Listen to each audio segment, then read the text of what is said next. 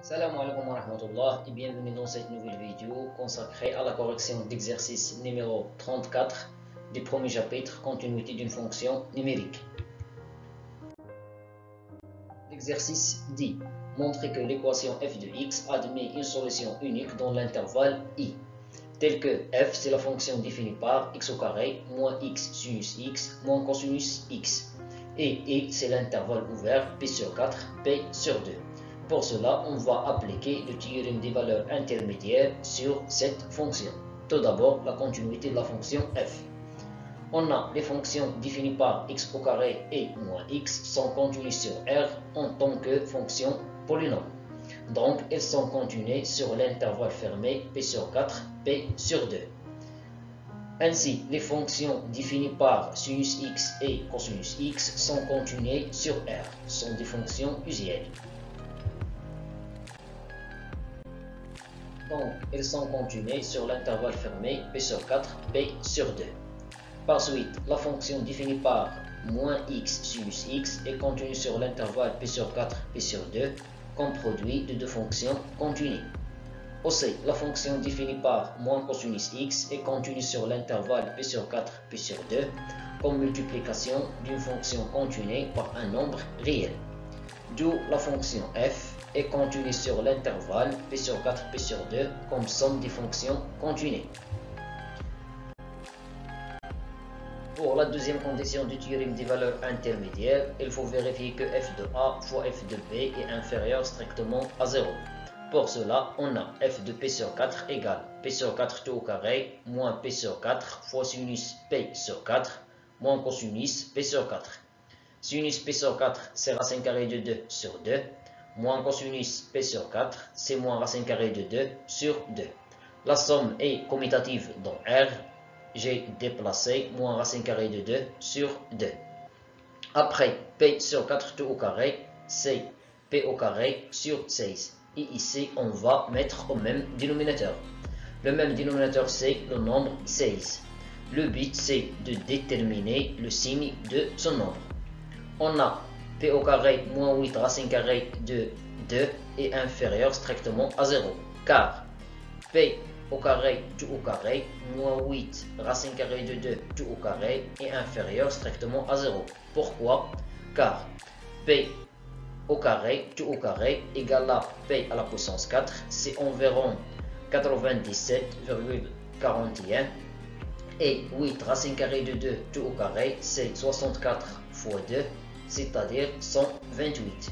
Puisque 128 est supérieur strictement à 97,41, cela signifie que 8 racine carrée de 2 est supérieur strictement à p au carré, puisque p au carré et 8 racine carrée de 2 sont strictement positifs. Je garde le même ordre. Alors, cette expression ou bien cette inégalité signifie que p au carré moins 8 racine carrée de 2 tout divisé par 16 est inférieur strictement à 0. Ce qui implique que p au carré moins 8 racine carrée de 2 tout divisé par 16 moins p sur 4 fois racine carrée de 2 sur 2 est inférieur strictement à 0.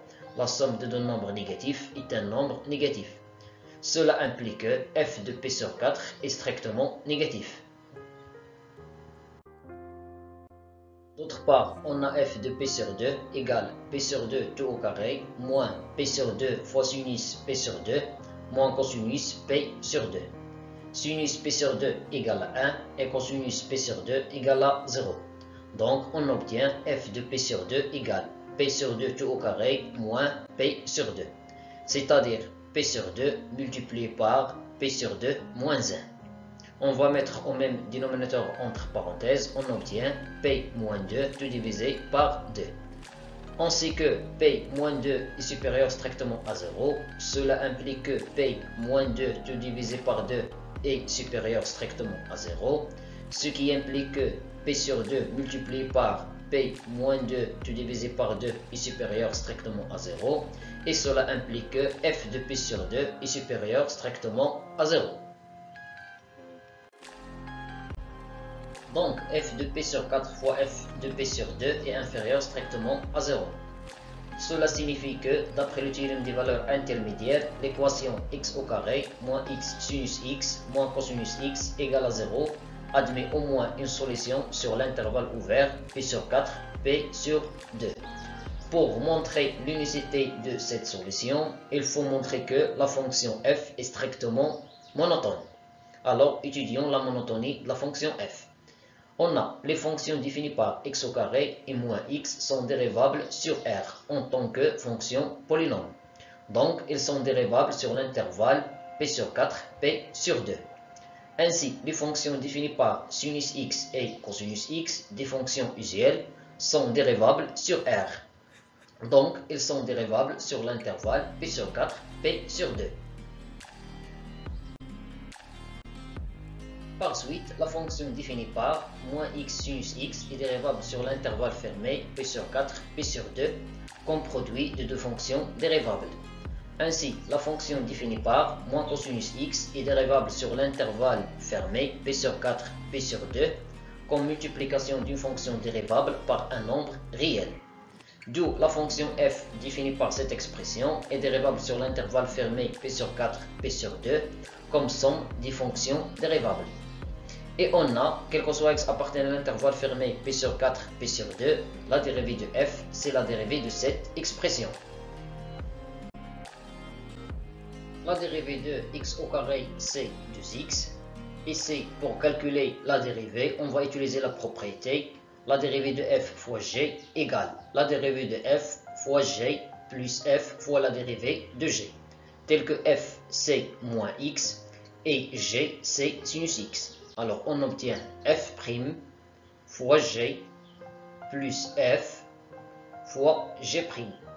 D'autre part, la dérivée de cosinus x, c'est moins sinus x. Avec ce moins devient plus sinus x. La dérivée de moins x, c'est moins 1. La dérivée de sinus x, c'est cosinus x. Ici, moins sinus x plus sinus x égale à 0. Alors, il nous reste 2x moins x fois cosinus x. Après, on va factoriser par x. On obtient x multiplié par 2 moins cosinus x. Alors, quel que soit x appartenant à l'intervalle fermé P sur 4, P sur 2, f' de x égale à x multiplié par 2 moins cosinus x. Puisqu'on travaille dans cet intervalle, alors x est strictement positif. Cela signifie que le signe de f' de x sur cet intervalle est celui de 2 moins cosinus x. Or, quel que soit x appartenant à l'intervalle fermé P sur 4, P sur 2, cosinus x se trouve entre moins 1 et 1. Cela signifie que moins cosinus x se trouve entre moins 1 et 1. Après, j'ajoute 2, l'ordre ne change pas. Donc 2 moins cosinus x se trouve entre 2 moins 1 et 2 plus 1. C'est-à-dire 2 moins cosinus x se trouve entre 1 et 3. Donc, quel que soit x appartenant à l'intervalle P sur 4, P sur 2, 2 moins cosinus x est supérieur strictement à 0, puisqu'il est supérieur ou égal à 1. Par conséquent, pour 2x de l'intervalle P sur 4, P sur 2, f' de x supérieur strictement à 0. Il en résulte que la fonction f est strictement croissante sur cet intervalle.